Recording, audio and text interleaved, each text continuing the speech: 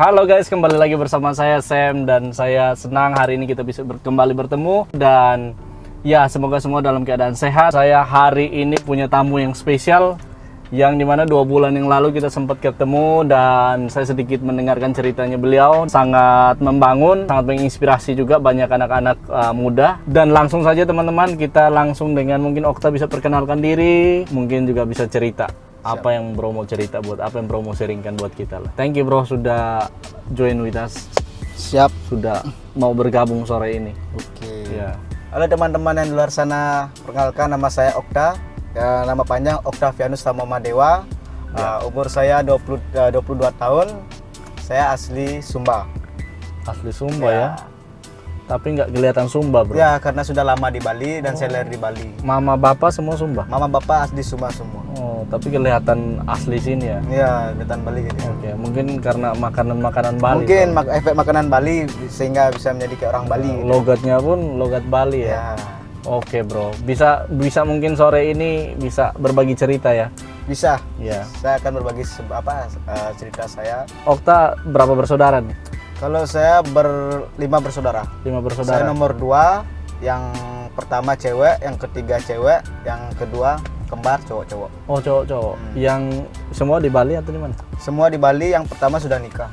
Oh sudah Ya. nikah. Yang kedua yang belum ya? Yang kedua belum. Masih cari-cari. Cari, nggak tahu kemana. Jadi teman-teman yang di rumah kalau memang Anda jomblo, Jomblo boleh lah. Okta pun jomblo. Siap. Yang penting jenis kelaminnya berbeda ya. Jangan yang sama Ja- jenis. Jangan yang sama jenis. Oke, Okta. Saya sempat dengar bro juga lahir di keluarga broken home ya. Iya. Mungkin sedikit berbagi tentang itu. Saya di masa lalu itu saya kayak anak broken home lah. Ya. Kurang kasih sayang dari orang tua, terutama seorang ayah. Oke. Ya, saya dulu tuh nggak punya kayak kehilangan sosok ayah saya dalam hidup saya. Ya. Apalagi saya seorang laki-laki, saya pengen sekali punya sosok ayah di waktu saya kecil dulu menemani saya. Terus ayah tuh waktu itu di mana? Ayah di mana? Ayah waktu itu di penjara dia. Oh, Ya, kasus apa kalau boleh Ayah tahu? waktu itu penjara itu kasus gini, pelecehan. Masuk berapa tahun waktu itu? Masuk kurang lebih 15 tahun mungkin, 15 tahun. 15 tahun Ya, ya. mungkin dikurangi 10 tahun lah. 10 tahun. Ya. Terus masa itu bro umur berapa? Kalau boleh Masa-masa tahu? itu saya masih umur 8 tahun, 9 tahunan lah kalau nggak salah. Masih kecil lah. Masa-masa sulit bro. Ya, masa-masa sulit sekali. Ya. Apa yang bro lakukan untuk survive, untuk bisa melawan kehidupan? Saya waktu itu pergaulan saya itu udah nakal tuh udah dari kecil. Ya. Itu terutama dari lingkungan saya, pergaulan saya. Dari waktu saya kecil ya saya sudah mengenal namanya mabuk-mabukan. Padahal waktu umur kecil itu kan sebaiknya belajar. Itu saya tidak. Itu saya udah mulai minum-minuman, Mabuk-mabukan. mabuk-mabukan. Setelah seiringnya waktu berjalan, saya mulai lagi meranjak remaja. Saya mengenal namanya dunia malam, pergaulan saya di mana-mana. Pokoknya hidup saya itu kacau sekali, kacau. Apa aja bro yang di dunia malam yang bro sempat lakukan?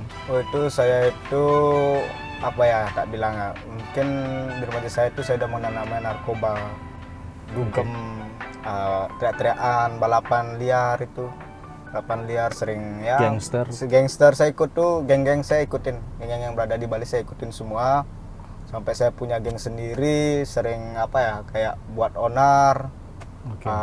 Pokoknya segala macam hal-hal yang kayak begal itu semua lah saya lakuin. Itu saya sempat keluar masuk penjara. Itu gara-gara kasus kalian, kasus pencuri. Ya. Banyak sekali. Bagaimana sampai bro berbalik untuk mau berubah? Oh, itu sebelumnya tuh saya ada sedikit penyesalan dalam hidup saya sebelum saya bertobat. Ya.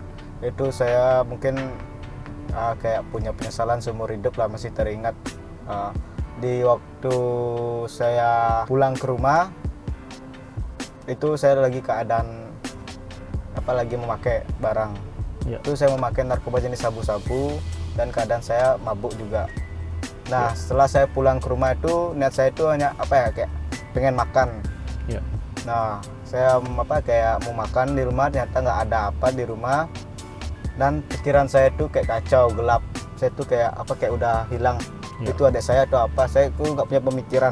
Itu pemikiran saya tuh mungkin udah dikenali oleh gara-gara saya memakai narkoba itu saya hampir membunuh adik saya dan ibu saya. Hampir bunuh ibu sendiri? Ya, hampir bapak bunuh ibu saya sendiri. Oke. Itu karena pertama saya nggak ada makanan di rumah, saya buang semua, kayak piring, banting semua, pokoknya barang-barang di rumah saya banting semua. Oke. Dan kebetulan saya juga membawa pisau. Saya kan memang kalau kemana-mana tuh bawa ini kayak apa, pisau untuk jaga diri. Oke. Nah, setelah itu sempat waktu itu mau pakai buat bunuh ibu? ya, saya sempat itu mau pakai untuk bunuh kayak mau pakai untuk adik saya, membunuh adik saya sama ibu saya. Oke. Ya. Setelah itu gimana? Setelah itu adik-adik saya lari semua, ketakutan, teriak, dan ibu saya juga teriak, tetangga saya rame datang pecalang. Dan mungkin kalau enggak datang gini mungkin saya udah lagi kayak udah berada di depan itu. Oke. Pas saya udah gini tiba-tiba kayak udah dikacau, kehilangan kesadaran kayak bukan saya, kayak ya itu dah. Setelah itu ibu saya ngelapor sama ada seorang ini kenalan, dia ngelapor saya karena saya kayak ngancam pembunuhan. Ya. Dan jam 2 pagi itu saya ketangkap polisi ya? Jam 2 pagi saya ketangkap di rumah dan saya dibawa ke kantor. Terus sampai di sana gimana? Sampai di sana saya diinterogasi, dikasih ngomong gini, dikasih kayak diinterogasi lah. Ya. Gini, dan kebetulan saya di bawah umur tuh saya masuk ke rehab. Ya. Itu rehabilitasi di sebuah berada di Tabanan ya. Sampai di sana bagaimana proses bro di rehabilitasi? Sampai di sana saya itu pertama kali di Tabanan saya direhabilitasi itu saya kayak masih berontak lah. Ya. Aduh, saya nggak mau gini. Kenapa saya gini? Berapa tekanan tuh saya kayak aduh, saya melihatnya pengen kabur, pengen apa? Nggak suka ya? Udah nggak suka kan karena nggak pernah dikurung. Iya. Sebelumnya. Ya, setelah itu saya seiringnya waktu berapa bulan saya kok mungkin ada perubahan lah dalam diri saya tuh. Ya. Nah, mungkin dari kakak-kakak mentor sana yang didik saya terus dia sabar menghadapi saya, kelemahan saya, sehingga saya juga dalam hati mulai adalah kayak perubahan lah. Ya. Yang dulunya berontak gini-gini nggak mau ini, sekarang mau itu. Okay. Mau ikutin pelajaran-pelajaran. Oke. Nah, pelajaran apa yang bro paling berharga waktu bro di rehabilitasi? Pengalaman berharga itu namanya pengenalan hati Bapak. Oh, belajar tentang hati Bapak ya? Tentang memaafkan. Ya. Itu saya paling suka itu pelajaran karena saya itu dulunya tuh nggak bisa memaafkan. Bro nggak bisa maafkan Bapak sendiri? Bapak saya sendiri. Nah, waktu bro belajar tentang hati Bapak, bagaimana bro meresponi pelajaran itu? Kayak belajar memahami kasih Bapak. Okay. Itu saya belajar memaafkan Bapak saya, walaupun sejahat apapun terhadap saya ingin meminta maaf karena dia tuh menikah. Ya. Itu. Setelah dia keluar dari penjara, dia rencana mau menikah sama orang yang berada di kampung. Okay. Itu saya sangat benci sekali lagi itu. Ya. Dan saya sampai mengancam juga sama bapak saya, kalau dia ke Bali saya mau bunuh. Itu saya ancam pakai telepon ya. Dan dari situlah saya kayak mungkin ini rencana Tuhan. Saya belajar itu, dari sana saya belajar walaupun agak berat saya memaafkan bapak saya di masa lalu, tapi saya mencoba untuk kayak memaafkan lah. Sampai saat ini bro, hati bro gimana? Ya, untuk saat ini setelah itu saya membuang semua, saya belajar untuk mulai hidup baru. Saya sudah belajar memaafkan ya, pokoknya saya sudah plong ya. Sudah plong, nggak punya ada dendam lagi. Hubungan dengan saudara-saudara yang lain gimana? Bagus. Saya sudah kejadian itu saya meminta maaf kepada ibu saya, adik-adik saya.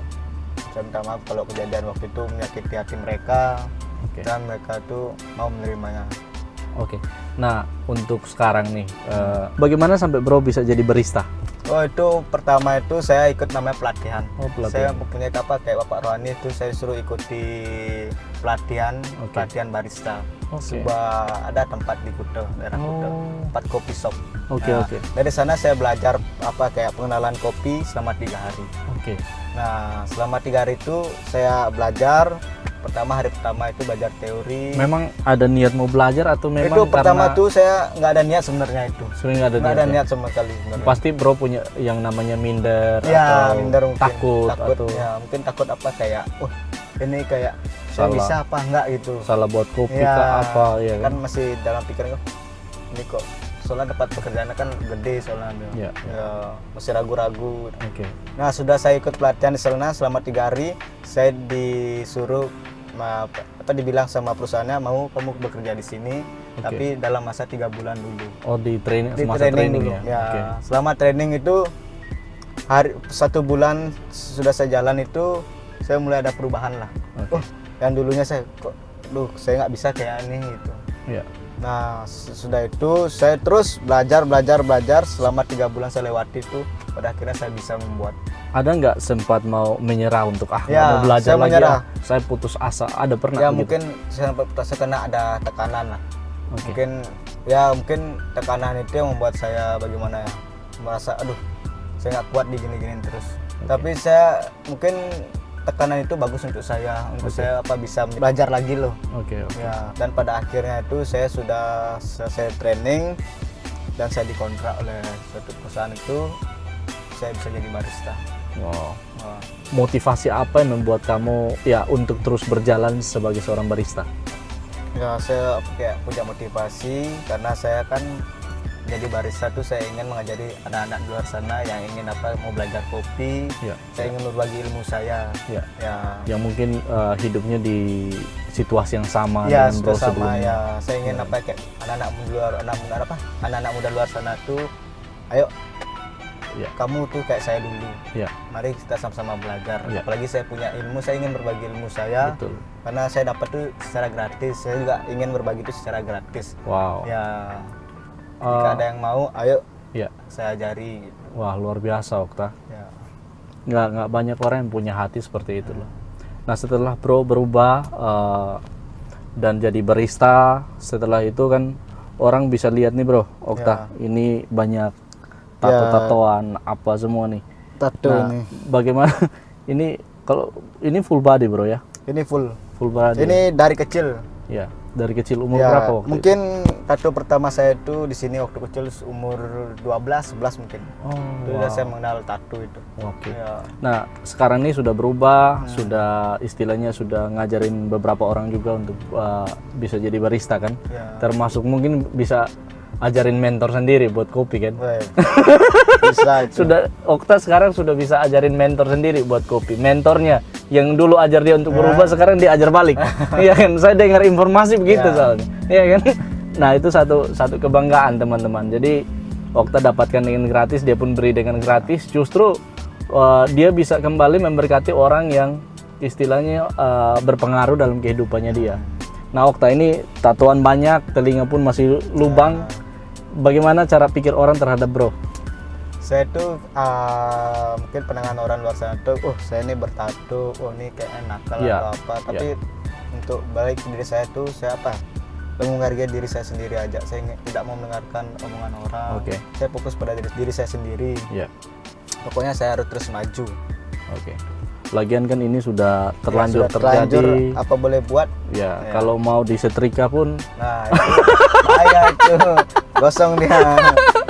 Jadi apa ya? Ya inilah maksudnya kalau kita lihat orang bertato pun tidak selamanya orang itu punya kesan nakal atau kehidupannya ya you know lah kayak preman, nggak semua seperti itu. Jadi mungkin ada yang sudah berubah. Jadi apa ya, teman-teman, kita coba untuk nggak langsung menjudge orang, tapi coba untuk jalan dengan dia dulu, kenali mereka dulu, karena bisa saja mereka tuh lebih baik daripada orang yang nggak bertato, iya kan? Jadi kita coba kenali mereka dulu lebih dalam seperti itu. Ada kegiatan lain nggak selain jadi barista? Saya punya kegiatan komunitas. Oh, komunitas. Saya punya komunitas ya motor. Saya tuh pengen menyalurkan hobi saya. Oh, Yang dulunya saya sering balapan liar, Ya. trek-trekan tuh. Tapi itu namanya kesannya kalau komunitas motor itu juga kadang-kadang kesannya negatif. Tapi maksudnya apa perbedaannya komunitas bro dengan komunitas yang lain? Kalau komunitas saya itu lebih kayak mengajak anak-anak generasi muda di luar sana itu, ayo kita ini sama punya kayak pecinta motor tuh, Ya. kita melakukan hal yang baik aja. Ya. Jangan Contohnya? kita kan kayak komunitas saya tuh kayak berbagi. Oh, berbagi. Ya. Nah, ini Okta. Ya. Tujuan ke depannya. Tujuan saya ke depan tuh, saya tuh pengennya keluar negeri Kak. Keluar negeri Ya, ya. saya pengen keluar negeri itu untuk mencari ilmu. Masih mau belajar Ya, lagi? belajar lagi. Saya pengen belajar. Iya, Karena saya tidak cukup untuk di sini, saya pengen update lagi diri saya. pengen belajar. Pengen belajar lagi. Nggak semua orang, Okta sudah pintar barista, pengen mau belajar lagi, nggak semua orang. Tapi kamu luar biasa loh, masih Ya. mau pengen belajar. Setelah belajar, setelah keluar negeri, pengen belajar, tujuannya apa? Saya ingin punya usaha sendiri, membuka coffee shop, Iya, dan saya ingin apa kayak mengajak anak-anak muda luar sana bekerja sama saya. iya. Saya tidak peduli latar belakang mereka, yang penting mereka mau, dan pasti saya akan perluas lagi pelatihan saya untuk Pelatihan. mengajari anak-anak, Wow, anak-anak generasi muda wow. yang suka kopi Yang suka kopi ya khususnya ya. khususnya. Jangan lupa kalau saya tuh punya gini, Moto. ya jauhilah narkoba, dekatilah barista. Iya. Jadi teman-teman, jauhilah Jauhilah narkoba. narkoba, bukan dekatin narkoba Bukan ya. dekati narkoba. Jangan berbalik ya, karena akhirnya sia-sia kan. Kalau Sia-sia, pakai narkoba, ya. tadi Okta pakai narkoba, akhirnya mau bunuh orang tua, punya dendam dengan orang tua, hidup makin hari makin kacau. Betul. Nah Okta, bagaimana bro membandingkan masa lalu dan masa lalu yang pakai narkoba, sabu-sabu, kehidupan malam gelap, dan hari ini kamu yang sudah istilahnya menjalani kehidupan yang berbeda. Yang dulunya saya di masa Ya. lalu saya Perasaan sering, ya, bro. ketakutan, sering apa kayak parnoan, Ya. pokoknya rasa sedikit gelisah-gelisah lah. Ya. Dan di siang saya sekarang ini saya lebih ke ceria, lebih bahagia lagi lah. Oke. Yang dulunya pura-pura bahagia dan sekarang saya benar-benar bahagia. Ya, Dulu pura-pura ya? pura-pura bahagia. Oke, jadi kalau bro rasa kalau kita hidup dalam dunia gelap itu semua pura-pura. Pura-pura itu hanya apa kesenangan sesaat saja. Tapi itu bukan bahagia yang sesungguhnya. Bukan bagian Ya, itu karena bahagia sesungguhnya. sesungguhnya itu kita bisa melakukan hal yang baik. Wow. Terus ini pesan-pesan buat teman-teman di rumah nih. Jadi mungkin ada dalam situasi pakai narkoba atau lagi pengen pakai atau hidup dalam dunia malam. Apa yang bro mau kasih pesan-pesan buat teman-teman? Pesan-pesan saya untuk di luar sana teman-teman yang mungkin masalahnya seperti saya, apa yang sedang mereka lagi lakukan itu, Ya, ayo berubah. Saya aja bisa berubah, apalagi kamu ya. pasti. Asalkan kamu punya keinginan untuk berubah dan kamu juga pasti bisa berubah. Ya. Bro, kita ada kata-kata motivasi nggak mungkin buat teman-teman di rumah? Nah, saya ada kata motivasi nih. Ya, Yang bunyinya berbahagialah orang yang membawa damai karena mereka akan disebut anak-anak Allah. jadi kemana-mana bawa damai. Bawa damai lah. Kalau bawa kacau-kacau, Itu jangan itu. Bukan anak Allah lagi namanya tuh. Anak-anak ya. terima kasih Bro Okta sore hari ini sudah Siap. luangkan waktu kesempatan Oke, untuk bisa berbagi sama-sama, cerita Kak. hidup. Dan itu dia teman-teman cerita hidupnya Bro Okta, dan saya harap ceritanya Okta bisa membangun kita bahwa setiap kita yang daripada yang mungkin memiliki kehidupan yang sama seperti Okta yang dulunya gelap, akhirnya Okta punya hati yang mau berubah, dan saya suka Okta karena dia punya hati mau terus belajar dan juga dia punya hati untuk terus tolong orang lain. Dulu pun orang tolong dia dengan gratis, sekarang pun dia mau tolong orang lain dengan gratis. Dulu dia tidak punya skill, tapi hari ini dia punya skill dan dia mau tolong orang lain. So teman-teman yang mungkin punya keadaan yang sama atau mau coba narkoba atau lain sebagainya, seperti tadi Okta bilang itu tidak penting, itu hanya hidup dalam kepura-puraan. Kita harus tinggalkan narkoba dan kita boleh hidup baru dan dekati barista. Atau mungkin skill-skill lain yang ada di luar sana, kita belajar hidup sehat, belajar hidup lebih baik. Kayak tadi Okta bilang bahwa kalau dia bisa ditolong, kalau dia bisa berubah, berarti teman-teman pun bisa berubah. Nah, hari-hari ini yang mungkin teman-teman yang hidup dalam kenakalan, gangster, palak, atau begal itu juga ya kita coba untuk stop dari hal-hal seperti itu. Karena pada akhirnya kita tidak akan jadi siapa-siapa dan kita akan kosong. Okta hidup di masa lalunya, hidup dengan ketakutan, hidup dengan parnoan, hidup dengan situasi yang stres. Tapi ketika dia hidup baru, dia sanggup memaafkan, mengampuni orang tuanya dia mulai mengenal yang namanya damai dan sukacita yang sejati, teman-teman. Jadi dorongan buat saya untuk teman-teman, ya ayo kita terus berusaha untuk semakin hari kita semakin lebih baik. Sebenarnya untuk hidup benar itu tidak harus hal besar yang kita lakukan, tapi kita mencoba untuk perbaiki setiap kesalahan-kesalahan kita untuk jadi sesuatu yang benar. Dengan adanya kita seperti itu, kita sudah tolong diri kita sendiri. Nah, teman-teman, jangan pernah berhenti untuk tolong diri sendiri. Karena kalau teman-teman nggak tolong diri sendiri, saya yakin nggak ada orang lain bisa tolong kita.